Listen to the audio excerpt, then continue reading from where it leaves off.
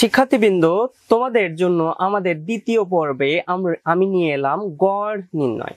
তো আমাদের পরিসংখ্যানে গড় নির্ণয় কিন্তু খুব পরিমাণে বোর্ড কোশ্চেন আসছে। তো মধ্যক গড় যে কোনো একটি কোশ্চেন কিন্তু প্রতি বছরই তোমাদের এসএসসিতে থাকবেই। তো খুব ভালো করে আজকে শিখে নাও যে গড়টা কিভাবে নির্ণয় করতে হয়। তো আশা করি তোমরা খুব ভালো করে ভিডিওটি শেষ পর্যন্ত দেখবে। তো চলো শুরু করি আজকের ভিডিও গড় নির্ণয়। তো আমাদের গড় নির্ণয়ের জন্য আমরা যে একটি ছক নিলাম, সেই ছকে আমরা কি প্রথমেই শ্রেণী মধ্যমান আমাদের বের করতে হবে। তো শ্রেণী মধ্যমান বের করতে হয় কিভাবে একটু ভালো করে দেখো। তো শ্রেণী মধ্যমান বের করার জন্য আমরা একটা ক্যালকুলেটর নিলাম।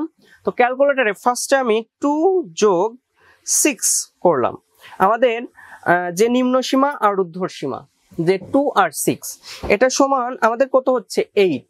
তোমরা এখানেই ভুলটা করো, ঠিক আছে, ভাগ 2 করলে কত আসে 4। আমার কিন্তু শ্রেণী মধ্যমান প্রথমেরটাই 4 আসছে, কিন্তু তোমরা একটা কাজ করো, তোমরা একবারে টিপো। দেখো কি ভুল করো, 2 + 6 ভাগ 2 করে ফেলো, এইভাবে করে ফেলো। দেখো আমার কিন্তু 4 বেরোইছিল, কিন্তু তোমরা এই কারণে অঙ্কটা কি ভুল করো। তো আশা করি তোমরা এই প্রসেসে যাবা না। তোমরা আমি যে প্রথমে যে প্রসেসটা দেখালাম, আমরা পরেরটা আবার করে দিচ্ছি। 6 যোগ আমরা কি করব 10 ইকুয়াল টু করব, মানে আগে যোগটা করে নিতে হবে, তারপর কি ভাগ 2 কত হচ্ছে 8। তাহলে আমাদের ব্যবধান কিন্তু আমাদের 4 করে আসতেছে। পরেরটা কত হবে বলো তো 12, তারপরেরটা কত 16, তারপরেরটা কত 20 নাকি, তারপরেরটা কত আমাদের 24 তাই না, 24, তারপরে কতটা কত 28 তাই না, 28 এর পরে 32। তো আশা করি তোমরা এই যে এইটুকু বের করা খুব ভালো করে বুঝতে পারছো। এর পরবর্তী লাইন কি হবে, আমাদের বলছে ধাপ বিচ্যুতি।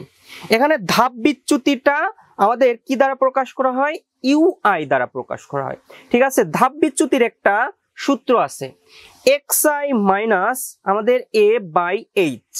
তো তোমরা ধাপ বিচ্যুতি বের করার জন্য আমি সবসময় সাজেস্ট করি যে সর্বোচ্চ গণসংখ্যা যে শ্রেণীতে অবস্থান করে সেই শ্রেণীতেই বলা হয় যে আমাদের গড় নিহিত থাকে, ঠিক আছে।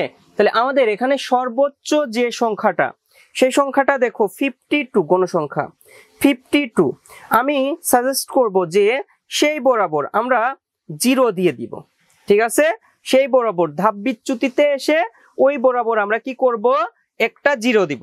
আমাদের নিচের দিকে প্লাস মানগুলো হবে আর উপরের দিকে মাইনাস মান হবে। কিভাবে দেখো 1 2 3 বুঝতে পারছো, আর উপরে কি -1 -2 -3 আর কি -4।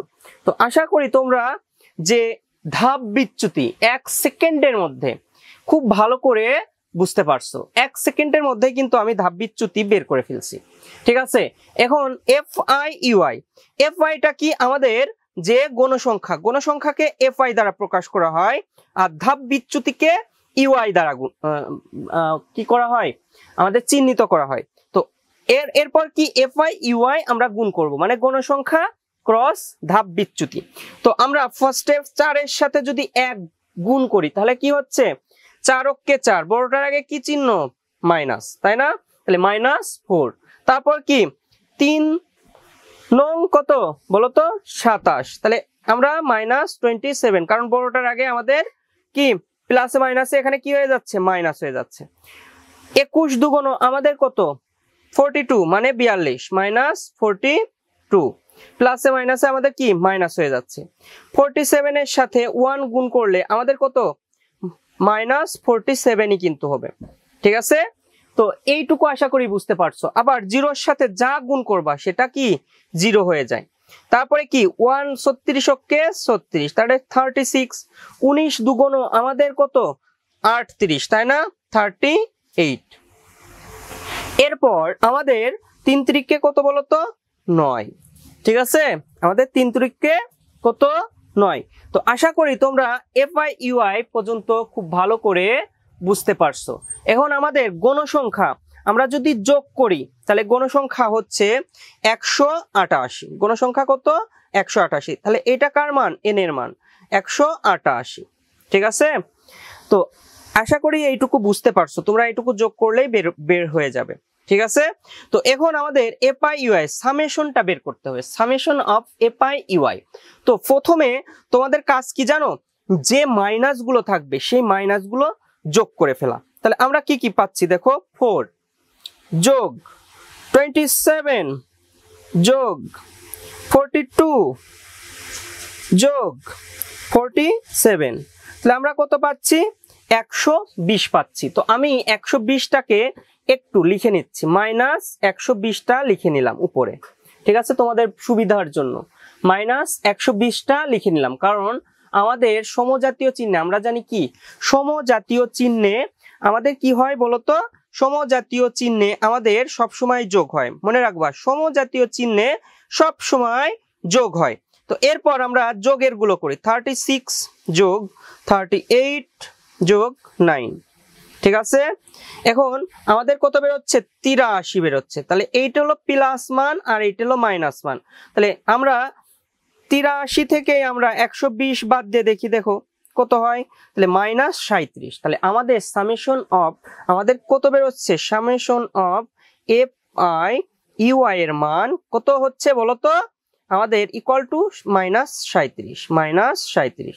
তো এইটুকু কি তোমরা বুঝতে পারছো? অবশ্যই তোমরা আশা করি বুঝতে পারছো। তো আমাদের এর পরবর্তী কাজ কি, ডেটাগুলো আমরা পেয়ে গেলাম, তাহলে ডেটাগুলো পাওয়ার পর আমরা কি করব, আমাদের যে অঙ্কে মানটা এখানে বসাই দিব। ঠিক আছে, তো আমরা গড় নির্ণয়ের সূত্র লিখি, গড় সমান, আচ্ছা গড়কে আমরা ভেক্টর এক্স দ্বারা প্রকাশ করি, একটা ভেক্টর চিহ্ন, এটা কি আনুমানিক গড়। ঠিক আছে, আমাদের নির্ণেয় গড়, আমাদের এক্সটার মান হলো নির্ণেয় গড়। ঠিক আছে, আমাদের সূত্র কি, A plus summation of F I UI by আমাদের এন ক্রস এইচ। তোমাদের আগের ভিডিওতে কিন্তু আমি এইচ বের করা শিখাই দিছিলাম। তো আমাদের এটা কি বলতো, আমাদের যে শ্রেণীতে সর্বোচ্চ গণসংখ্যা থাকবে, যে শ্রেণীতে সর্বোচ্চ গণসংখ্যা, আমি একটু এখানে ডেটাগুলো লিখে নেই। ঠিক আছে, এই পাশে লিখি, তাহলে যে শ্রেণীতে সর্বোচ্চ গণসংখ্যা থাকবে সেই শ্রেণী মধ্যমানই হলো তা এ। বুঝতে পারছো? তাহলে আমাদের এখানে শ্রেণী মধ্যমান কত আছে বলতো, এই বরাবর আমাদের 20 আছে, এই 20টাই কিন্তু এ। তাহলে এ সমান আমরা একটু লিখি 20।